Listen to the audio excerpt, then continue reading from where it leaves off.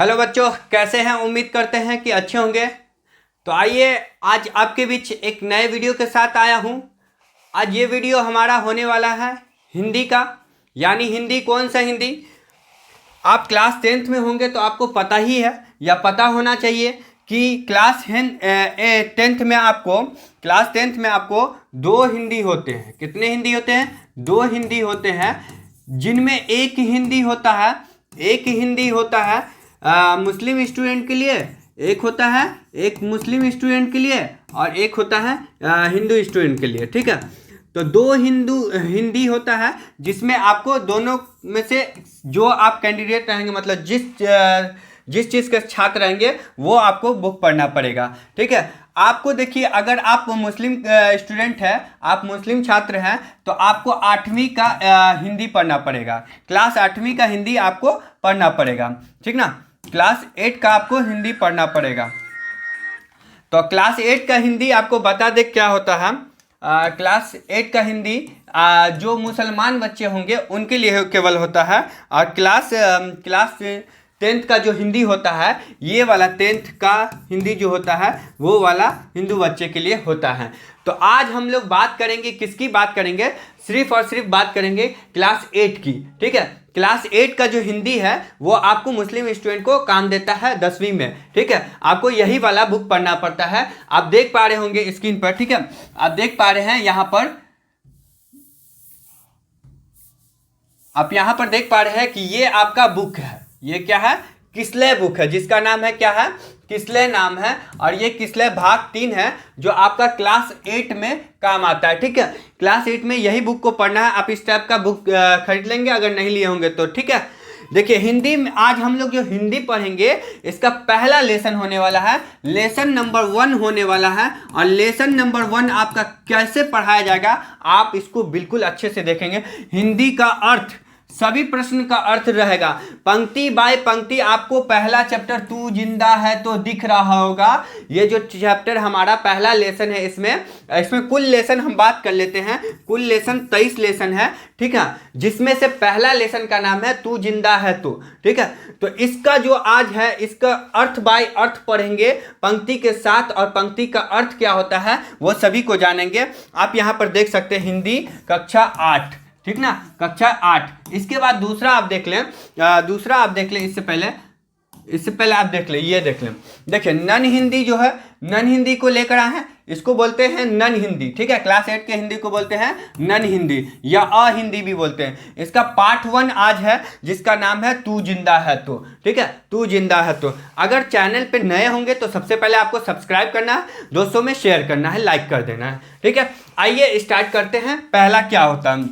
पहला हमारा जो पंक्ति आएगा बच्चों, आपका पहला पंक्ति है, देखिए कविता का पंक्ति यहाँ पर दिया हुआ, कविता का पंक्ति दिया हुआ है। ठीक ना, कविता का यहाँ पर हम पंक्ति दे रखे हैं। अब इस कविता का पंक्ति को आपके बुक में ऐसे ही दिखेगा लेसन 1 में। ठीक है, लिखा हुआ है तू जिंदा है तो जिंदगी की जीत में यकीन कर, अगर कहीं है स्वर्ग तो उतार ला जमीन पर। इस टाइप से आपके बुक में पंक्ति दिया होगा, लाइन दिया होगा कविता का। ठीक है, और इसको पढ़ेंगे, और पढ़ने के बाद आपको एग्जाम में इसी पंक्ति का क्या पूछता है, अर्थ स्पष्ट करने के लिए पूछा जाता है। क्या पूछा जाता है? अर्थ स्पष्ट करें, यानी अर्थ स्पष्ट वाला जो क्वेश्चन आता है, प्रश्न आता है, ये प्रश्न आपको 5 नंबर में आता है। ठीक है, ये क्वेश्चन कितने नंबर में आता है? 5 नंबर में आता है। और इसी चैप्टर से हम बात कर ले दोस्तों, लेसन 1 से ही इस बार 5 नंबर का सवाल बना है, पंक्ति 1 पूछा गया है, और वो पंक्ति को आपको बताएंगे कौन सा पंक्ति पूछा गया है। ठीक ना, तो इसका यदि आप अर्थ लिखेंगे तभी आपको क्या मिलेगा? 5 में 5 मार्क्स मिलेगा। तो अर्थ जानना बिल्कुल बेहद जरूरी है। आप कैसे जानेंगे? कविता की पंक्ति को पढ़ेंगे और उसका अर्थ हम यहाँ लिख कर लाए हैं साथ में। पहली दफा आपको ऐसे पढ़ाई मिलने वाला है, तो आप यहाँ पर बने रहें, देखते रहें कैसे बताते हैं। ठीक है, तो यहाँ लिखा हुआ तू जिंदा है तो जिंदगी की जीत में यकीन कर, अगर कहीं स्वर्ग है तो उतार ला जमीन पर। अब इसका मीनिंग ये हुआ बच्चों कि हे मनुष्य यानी पंक्ति के माध्यम से कौन कह रहे हैं? कवि कह रहे हैं या रचनाकार कह रहे हैं कि हे मनुष्य, यानी कि हे मानव, यदि तू जिंदा है तो जिंदगी में जीत होगी। कह रहे हैं कि अगर इंसान जो अपनी जिंदगी में जिंदे ना है भाई, जिंदा है तो यकीन मानो, अपने दिल के अंदर यकीन रखो कि तुम्हारी जीत होगी। क्या होगी? तुम्हारी जीत होगी। यह विश्वास अपने अंदर यह विश्वास को रख लो। ठीक है, अपने अंदर ऐसी विश्वास को रखना है। यदि कहीं स्वर्ग है तो तुम अपने कर्म से या सुकर्म से, अगर इस संसार में, इस दुनिया में कहीं पर भी स्वर्ग है, क्या है? स्वर्ग है, तो उसको अपने कर्म से यानी सुकर्म से उसे कहाँ लाना है? उसे जमीन पर उतार लाओ। यह पंक्ति का आपको अर्थ है। ठीक ना? ऐसे ही यदि आप अर्थ लिखते हैं तो आपका नंबर क्लियर हो जाएगा। ठीक है, शुरू कर चुके हैं। यहाँ पर 2 लाइन की पंक्ति थी तो 2 लाइन का आंसर आपको बताते चलें। ठीक है, इसी टाइप से आपको लिखना है। आइए अगला पंक्ति पढ़ लेते हैं हम लोग। अगला पंक्ति हमारा स्टार्ट होता है, कविता दूसरा पंक्ति है, स्टार्ट है। यहां पर होता है ये गम होता है। ठीक है, ये गम, ठीक ना? ये गम के और 4 दिन, सितम के और 4 दिन। ठीक है, ये गम के और 4 दिन, सितम के और 4 दिन। इस टाइप से पंक्ति आपको दिखेगा। ये दिन भी जाएंगे गुजर गए 1000 दिन। ठीक है, ये दिन भी जाएंगे गुजर गए 1000 दिन। कभी तो होगी इस चमन पे बहार की नजर, कभी तो होगी इस चमन पे बहार की नजर। अगर कहीं स्वर्ग है तो उतारला जमीन पर, अगर कहीं स्वर्ग है तो उतारला जमीन पर। तू जिंदा है तो जिंदगी की जीत में यकीन कर, डॉट डॉट मतलब तू जिंदा है तो जिंदगी की जीत में यकीन कर। अब देखिए इन पंक्ति का अर्थ इसी टाइप से आपको पंक्ति दे दिया जाएगा। एग्जाम में इतना पंक्ति दे दिया जाएगा, आप पूछेगा कि इन पंक्ति का भाव अर्थ स्पष्ट करे या अर्थ स्पष्ट करे, तो आप कैसे बताएंगे? इसका आप लिखेंगे इसी टाइप से। देखिए अभी बताते हैं। तो सबसे पहले आपको बोलना है बच्चों कि यह पंक्ति हमारे पाठ्य पुस्तक के तू जिंदा है तो शीर्षक कविता से ली गई है। इतनी बात आपको लिख देना है। ठीक है, जोन वाला पंक्ति आप पढ़ेंगे और जोन वाला पंक्ति आपको दिया रहेगा एग्जाम में, वही पंक्ति का सबसे पहले लिखेंगे कि यह पंक्ति हमारे पाठ्य पुस्तक यानी जो हमारा किताब है उसका, किताब का कौन चैप्टर? तू जिंदा है तो शीर्षक कविता से लिया गया, यही कविता से लिया गया है। अब जिसके रचनाकार कौन है, मतलब इसको लिखने वाले कौन है, इसके कवि कौन है? तो शंकर शैलेंद्र। जिसके रचनाकार कौन है? शंकर शैलेंद्र। यह कविता, अब क्या इसका मीनिंग कह रहा है कि यह कविता गहरे जीवन, राग और उत्साह को प्रकट करती है। यह जो कविता क्या है कि गहरे जीवन और राग को प्रकट करती है। अब यहां से देखिए इसका मीनिंग स्टार्ट होता है यहां से कि गम और अत्याचार के कुछ दिन। देखो इंसान के दिन जिंदगी में हमेशा गम ही के दिन नहीं रहते या हमेशा खुशी के दिन ही नहीं रहते हैं। तो गम और क्या कह रहा है? गम और अत्याचार, मतलब गम और मुसीबत वाले दिन, ठीक है, अत्याचार वाले दिन के कुछ दिन बीत जाएंगे। क्या हो जाएंगे? बीत जाएंगे।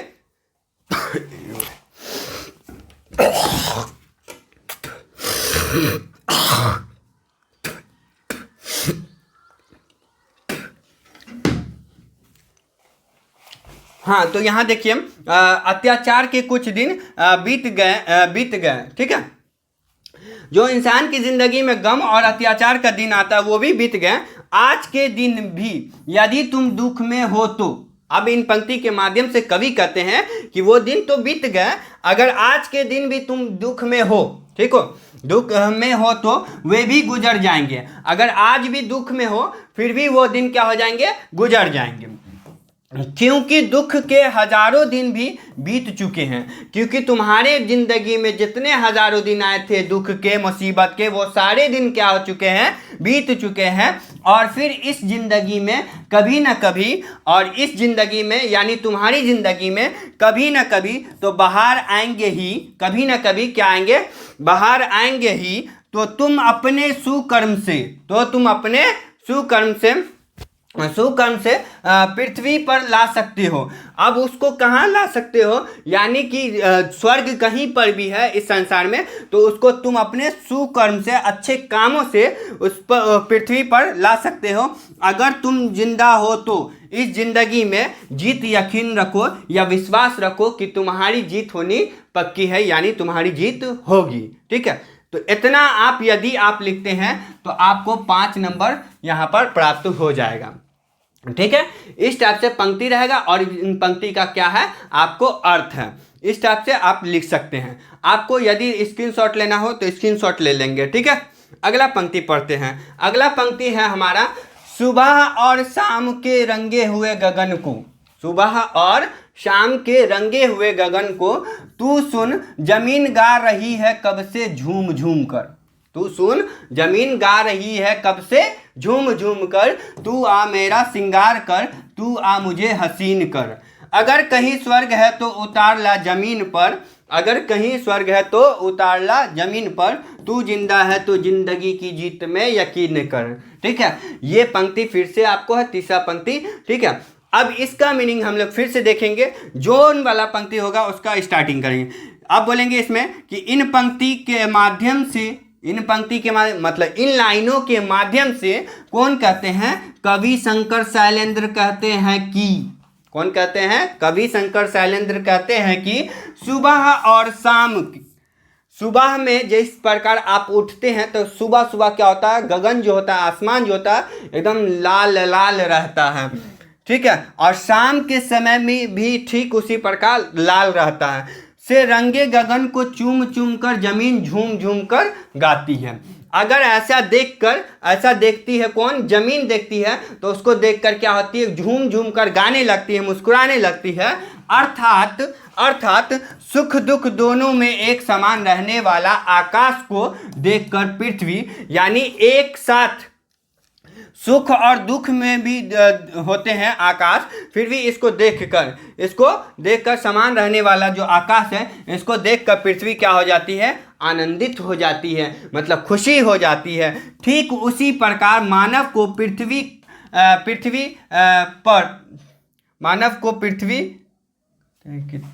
ठीक उसी प्रकार मानव को पृथ्वी कहता है कि तुम भी मुझे आनंदित कर दो, और इसी प्रकार मानव को भी पृथ्वी कहता है कि तुम भी मुझे आनंदित कर दो, यानी खुशियाँ डाल दो मेरी ज़िंदगी में। और अगर कहीं स्वर्ग है तो इस संसार में उसे अपने सुकर्म से उसे ज़मीन पर ला, या उसे ज़मीन पर लाओ। अगर तुम जिंदा हो अपने ज़िंदगी में तो ज़िंदगी के जीत में विश्वास रखो। इतना आपको लिखना होगा, फिर आपका जाकर यह पंक्ति कंप्लीट होता है।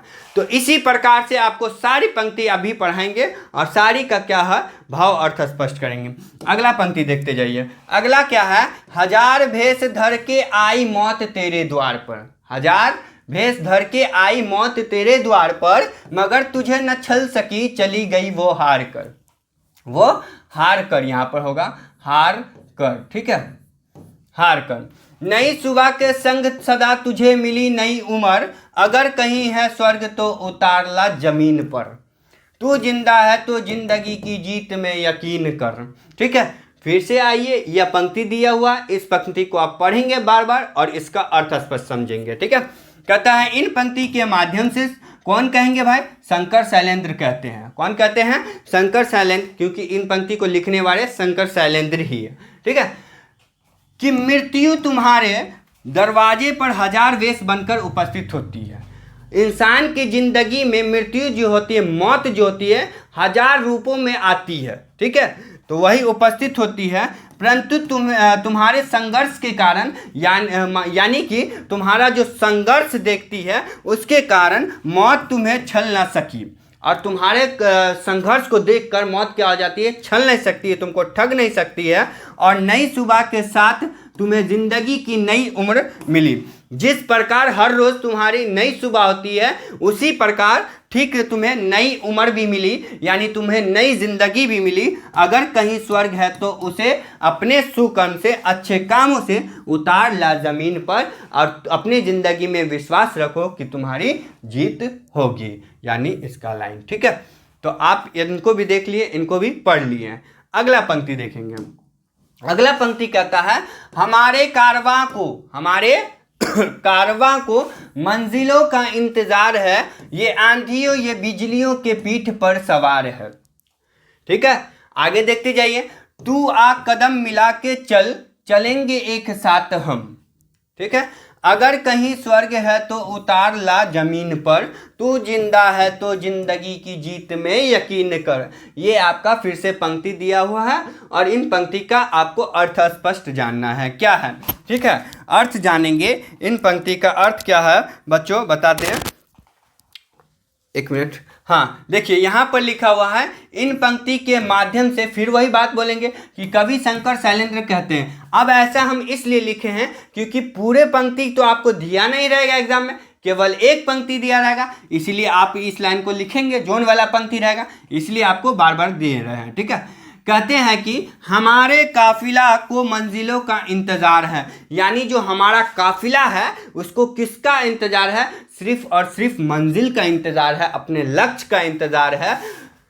जो आंधियों और बिजलियों, देखो ये क्या चीज पर, तो आंधी और बिजलियों, ठीक है, उसके पीठ पर सवार होकर आगे बढ़ रहा है। और हमारा जो मंजिल है वो क्या है, आंधी और बिजली के पीठ पर सवार होते हुए क्या हो रहा है, आगे की ओर बढ़ रहा है। ठीक है, तुम भी बढ़ो और कदम से कदम मिलाकर, कह रहा है तुम भी आओ और कदम से कदम मिलाकर बढ़ो, अपनी मंजिलों को हम सब एक साथ प्राप्त कर सकेंगे। अपने जैसे आप आगे उज्जवल कर आगे चलना चाहते, आगे बढ़ना चाहते, तो अपने दोस्त को भी, अपने प्रिय दोस्त को भी कहते हैं कि आज दोस्त तुम भी आओ और साथ में मिल के चलेंगे तो दोनों आदमी अच्छा करेंगे। तो उसी तरह से कह रहे हैं तुम भी आओ, तुम भी बढ़ो और कदम से कदम मिलाकर अपनी मंजिलों को हम एक साथ प्राप्त कर सकेंगे। जब दोनों मिल जाएंगे तो एक साथ कदम से कदम मिलाकर चलेंगे और दोनों अपनी मंजिलों को प्राप्त कर सकेंगे। ठीक है, और अगर कहीं स्वर्ग है तो अपने सुकर्म से, और इस संसार में कहीं पर भी क्या है, स्वर्ग है, तो अपने सुकर्मों से उसे उतार लाओ जमीन पर। अगर तुम जिंदा हो तो जिंदगी की जीत में यकीन करो या रखो या विश्वास रखो कि तुम्हारी जीत होगी। ठीक है, ऐसा करके आपको लिखना है। ठीक है, तो ये भी पंक्ति आपका क्लियर हो गया। अगला पंक्ति देखेंगे।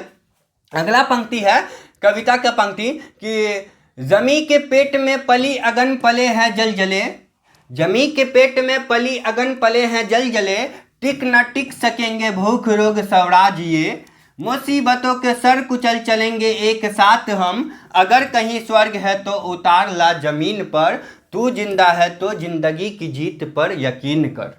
ठीक है, तो ये पंक्ति आपका यूं दिया हुआ है पंक्ति, इस पंक्ति का आपको अर्थ जानना है। तो देखिए फिर वही बात लिखेंगे कि इन पंक्तियों के माध्यम से कवि शंकर शैलेंद्र कहते हैं कि ये लाइन आपको हर लाइन में लिखना, हर पंक्ति में लिखना होगा कि जमीन के गर्भ में आग और भूकंप दोनों पलते हैं। यानी जो जमीन होता है, पृथ्वी होता है, उसके भूगर्भ में ही दोनों चीज पलते हैं, चाहे वो आग हो या भूकंप हो, ये दोनों चीज उसके भूगर्भ में पलते हैं। लेकिन धरती कभी घबराती नहीं है। ऐसा करने से भूगर्भ में अपने पालती है, फिर भी कभी घबराती नहीं है। कौन? धरती। ठीक उसी प्रकार भूख, बेकारी, बेरोजगारी, ठीक यानी कि उसी प्रकार बेकारी या भूख, बेरोजगारी, ये जो सभी रूप होते हैं इंसान की जिंदगी में, ये सभी रूप लेकर आते हैं। ये रूपी रोग का आप अपना राज भी, इन रूप रोग का अपना राज भी नहीं टिक सकेंगे। और ऐसा रूप जो धारण करके आती है वो भी, इसका जो अपना राज होता है, ऐसा राज्य लेके वो भी नहीं टिक सकेंगे।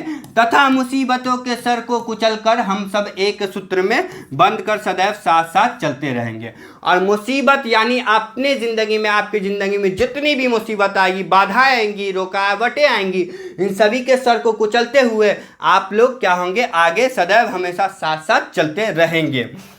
और अगर कहीं स्वर्ग है तो उसे अपने सुकर्म से जमीन पर उतार लाओ। और कहते हैं कि अगर कहीं भी इस संसार में कहीं पर क्या है, स्वर्ग है, तो उसे अपने सुकर्मों से उतार लाओ जमीन पर, अगर तुम जिंदा हो तो जिंदगी की जीत में यकीन रखो। ठीक है, तो ये भी आपका पंक्ति हो गया। तो बहुत अच्छे पंक्ति है, सिर्फ आपको अर्थ स्पष्ट के साथ जानना है, तब आपको और भी प्यारा लगेगा यह कविता। ठीक है, अगला पंक्ति देखते जाइए। सॉरी ये लास्ट आपका पंक्ति, हाँ ये लास्ट आपका पंक्ति है। आपका लास्ट पंक्ति है, बुरी है आग पेट की बुरे हैं दिल के दाग ये। फिर से एक दफा सुनेंगे, बुरी है आग पेट की बुरे हैं दिल के दाग ये, न दब सकेंगे एक दिन बनेंगे इनकलाब ये। ठीक है, गिरेंगे जुल्म के महल बनेंगे फिर नवीन घर, अगर कहीं स्वर्ग है तो उतार ला जमीन पर, तू जिंदा है तो जिंदगी की जीत में यकीन कर। ठीक है, तो ये पंक्ति बड़ा अच्छा पंक्ति है, बड़ा प्यारा पंक्ति है। आप देखेंगे इसका अर्थ क्या होता है। फिर से बात बोलेंगे, इन पंक्तियों के माध्यम से कवि शंकर शैलेंद्र कहते हैं कि, ठीक है क्या कहते हैं आप देखिए, कि भूख और अपराध दोनों बुरे हैं। इंसान अगर भूखे के लिए, पेटे के लिए ना कुछ भी करता है, कोई भी कांड करता है, तो ये भूख और अपराध दोनों चीज क्या है, दोनों बुरे हैं। ठीक है, अगर ये दोनों समाप्त नहीं हुई तो, अगर ऐसा दोनों चीज समाप्त नहीं हुआ तो एक दिन इनकलाब का मतलब यहां पर समझेंगे विरोध आवाज। कौन सा आवाज, यदि किसी चीज में आप विरोध डालते हैं और आवाज उठाते हैं उसको बोलते हैं विरोध आवाज। ठीक है, विरोध आवाज। तो यही इनकलाब बनेंगे जिससे जुल्म के महल ढह जाएंगे, और जितने भी जुल्म के महल है, यानी जो जुल्म ढा रहा आपके ऊपर, वो महल क्या हो जाएंगे, ढह जाएंगे, गिर जाएंगे। फिर क्या होंगे, नए घर बनेंगे और शांति का माहौल बनेगा। जुल्म के महल गिरेंगे और नए घर बनेंगे और शांति का महल बनेगा। अगर कहीं स्वर्ग है तो उतार ला जमीन पर, किससे उतार ला, अपने सुकर्मों से उतार ला पृथ्वी पर या जमीन पर। ठीक है, और अगर तुम जिंदा हो तो जिंदगी की जीत में विश्वास रखो या यकीन रखो कि तुम्हारी जीत होगी। तो यहाँ पर आपका चैप्टर हुआ द एंड, यहाँ पर आपका चैप्टर हुआ द एंड, यानी ये आपको पहला लेसन था। पहला लेसन का पंक्ति के साथ हमने अर्थ बता दिया। अब आप कमेंट में जरूर बताएंगे कि हाँ सर मुझे कैसा लगा, या आप इससे पहले ऐसा पढ़े थे। ठीक है, अगर इस टाइप से आप पढ़ना चाहते हैं तो सबसे पहले मेरे चैनल को सब्सक्राइब करना होगा, दोस्तों में शेयर करना होगा। अगर आप पढ़ना चाहते हैं तो सभी को चैप्टर बाय चैप्टर मैं हिंदी यूँ पढ़ाऊँगा जो आपका एकदम बिल्कुल आसानी से क्लियर होगा, और 100 में 100 मार्क्स दिलाने का या 95 एबव दिलाने का आपको कोशिश करूँगा, 95+। ठीक है, और हमारे बच्चे प्रतिवर्ष ऐसा नंबर लाते हैं तो लाते हैं। ठीक है, आपको दिखा दूंगा, ऑफलाइन क्लास हम लोग का चलता है उसमें नंबर ऐसा आता है। ठीक है, तो आप इस टाइप से मेहनत करें। आपका साथ साथ मैं ऑब्जेक्टिव भी क्लियर कराऊंगा, जैसे जैसे लेसन कंप्लीट होगा ऑब्जेक्टिव सब्जेक्टिव भी लाऊंगा, इसका क्वेश्चन आंसर। ठीक है, सारी चीज़ें आपको लाकर दिखाऊंगा, और इसके बाद कहानी होता है, कहानी का सारांश होता है, उसको भी लाकर आपको बताऊंगा कैसे होता है। ठीक है, तो यदि आप चैनल पर रहेंगे तब तो देखेंगे ना, तो ठीक है, सबसे पहले इतना कर लेंगे आप और बने रहेंगे हम लोगों के साथ। तो ठीक है दोस्तों, आपके साथ इतना कहकर मैं लेता हूँ अलविदा। जय हिंद साथियों।